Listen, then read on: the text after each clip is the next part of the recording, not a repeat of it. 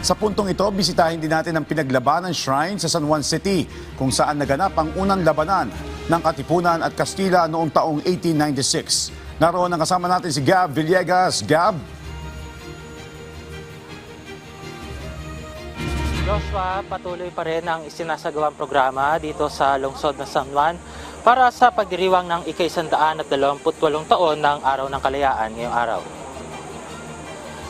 Pinangunahan ng Philippine National Police ang pagtataas ng watawat dito sa Pinaglabanan Shrine at sinundan ito ng panunumpa sa watawat na pinangunahan naman ng Bureau of Fire Protection. Panauhing pandangal sa pagdiriwang ng Araw ng Kalayaan dito sa San Juan City si Foreign Affairs Secretary Maria Teresa Lazaro, kung saan siya ay pinangunahan niya ang pag-aalay ng bulaklak sa Pinaglabanan Shrine.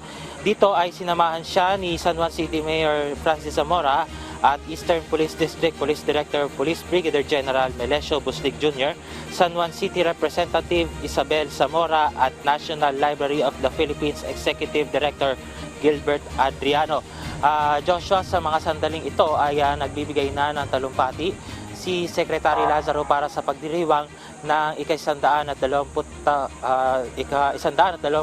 taon ng Araw ng Kalayaan.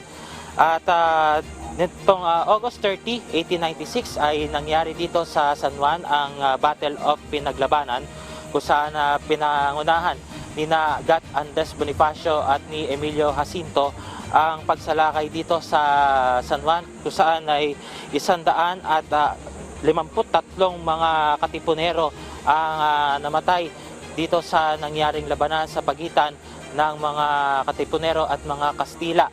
Maituturing ito na unang bugso ng Philippine Revolution noong taong 1896. At yan muna ang update mula rito sa lungsod ng San Juan. Happy Independence Day, balik sa inyo sa studio. Maraming salamat, Gab Villegas.